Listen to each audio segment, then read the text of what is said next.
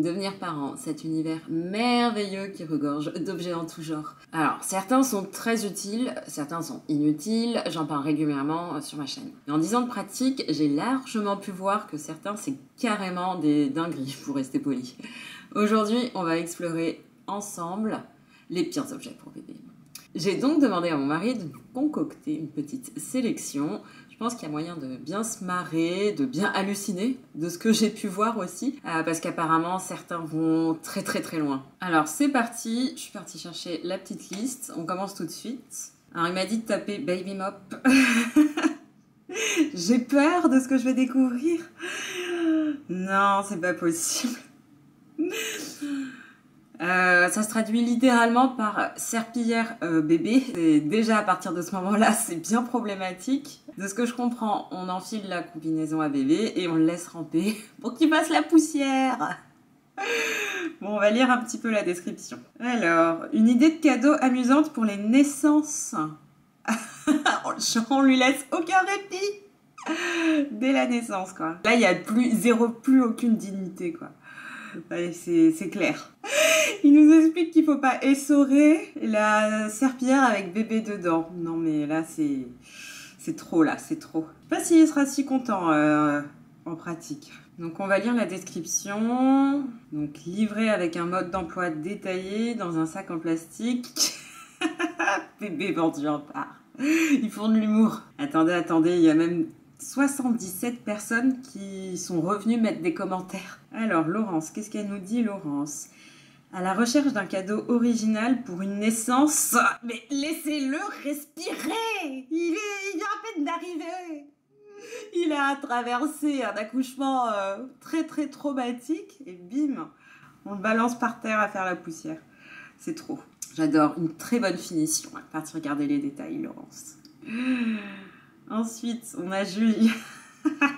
Déjà, rien que le titre, Dyson n'a qu'à bien se tenir. Que de souvenirs en retrouvant cet article. Je filais sous tous les meubles dès mes 3 mois. C'est tapé un délire. Je continue encore aujourd'hui à détailler de cette façon dans l'intimité, n'importe quoi. Là. Ensuite, en allemand, Ich habe den Stempler jetzt zum... Non, je rigole, je parle allemand. Bon, là, je crois que c'est trop, je vais m'arrêter là. Bon, il y a des bas de ce que je vois, mais j'avoue, perso, c'est trop pour moi. Alors, casque bébé anti-choc. Oui, et donc aussi la combi intégrale, les coudières, les genouillères, le protège-poignet, le protège-dents. Oui, je peux faire ça très longtemps.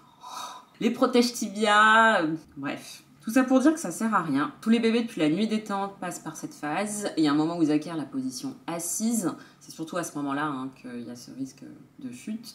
Mais pendant cette période-là, ils vont pas à risque de ne pas arrêter de tomber.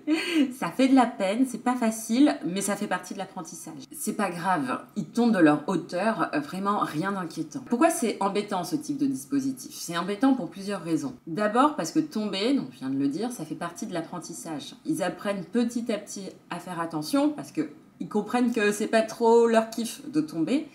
Et donc petit à petit, ils prennent de plus en plus de précautions. Ils essayent de faire en sorte de comprendre comment être stable rapidement. Le deuxième problème, c'est que j'essaierai de vous retrouver des choses que je vous afficherai à l'écran. Dans certaines aires de jeu, c'est interdit parce qu'il y a eu des accidents type strangulation malheureusement. Bref, c'est complètement inutile. Alors, siège de soutien pour bébé, qu'est-ce que c'est ? Ah ok, je comprends. C'est un dispositif qui force bébé à rester assis alors qu'il ne sait pas le faire lui-même. Bon là, je vais remettre ma casquette de médecin. J'en parle souvent hein, si vous suivez mes contenus sur les sujets liés à la motricité.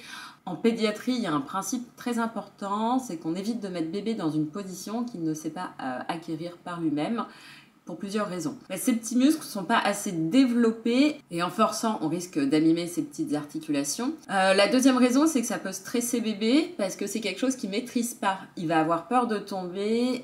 J'ai fait toute une vidéo dédiée sur ce sujet-là. Je vous la remettrai si ça vous intéresse. Bref, c'est pas bon pour son développement, pour ses articulations, ça peut le stresser. Alors ensuite, traducteur pour bébé. Ah ok, c'est des traducteurs de pleurs en fait. Alors sur le papier, oui, je comprends, c'est pas mal, hein, parce que parfois ça peut être très compliqué de comprendre ce qui se passe. Mais ça, c'est sur le papier. Je crains que dans la vraie vie, c'est pas comme le papier. Très philosophique comme phrase. Donc on va lire la description. L'application parfaite pour les parents occupés. Non, c'est pas possible. D'emblée, quoi. Ils abusent, genre trop occupés pour s'occuper de son bébé. Mais c'est la pire phrase d'accroche, ça. Alors, ma crainte, je pense qu'on est nombreux à la voir, c'est qu'ils se trompent. Et s'ils se trompent, ça peut être un tout petit peu embêtant quand même. Je vous le redis à chaque fois. Très vite, vous allez devenir des experts en pleurs de bébé. Il faut vraiment vous faire confiance. Il y a un contexte, il y a une attitude que l'appareil n'a sûrement pas. On va lire les commentaires. Alors, très belle application. Je dirais que les résultats est impressionnant. Au moins à 90%. Le problème, c'est que 10% quand il s'agit de la sécurité de mon bébé, c'est way too much. Alors, Thierry, ne marche pas. Installé pour connaître la raison des pleurs. Me met toujours forte douleur alors que j'ai fait des essais quand il avait faim. Bon, c'est un peu ce que je craignais, hein, même avant de lire les commentaires. Voilà, on va pour l'instant encore faire appel aux humains. Après, l'IA, ça peut être très bien pour plein de choses, mais là, je pense que la copie est un peu à revoir. Ensuite, qu'est-ce qu'on a? Non, attends, que je comprenne bien ce que c'est. Ok, ouais, c'est bien ce dont j'avais peur. Une laisse pour enfants. Pareil, là, niveau dignité, on est bien bas. Après, je comprends ce que c'est que le stress de perdre son enfant et pour avoir une deuxième vraiment casse-cou. Mais voilà, bon, je comprends, hein, chacun fait bien comme il veut. Mais personnellement, il y a une notion qui compte pour moi qui s'appelle la dignité. Alors, pareil, description. Garder les enfants à proximité et en sécurité grâce à la laisse. Ok, donc on se cache même pas, c'est officiel quoi. On assume. Poignet robuste.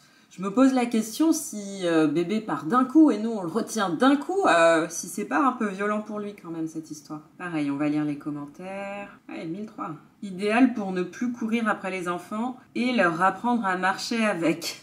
Motricité libre, là, on s'en fout. Ouais, pour un enfant de 1 à 2 ans. Allez, un petit dernier pour finir. Alors, je crois que le dernier, c'est une petite touche d'humour, finir un petit peu plus en douceur. Celui-là, je le range pas forcément dans la catégorie des objets précédents. Ça peut être sympa s'il a, je sais pas, une mini soirée déguisée avec ses petits copains à la crèche. De ce que je vois, c'est tout pour la petite sélection de l'enfer. Dites-moi si ce genre de vidéo vous intéresse. N'hésitez pas à liker si c'est le cas, si vous en voulez d'autres. Et aussi, dites-moi tout simplement quel type de vidéo vous souhaiteriez voir. Ça m'intéresse beaucoup de savoir ce qui peut vous intéresser. Je vous remercie d'avoir regardé. Je vous dis à très bientôt. Bye.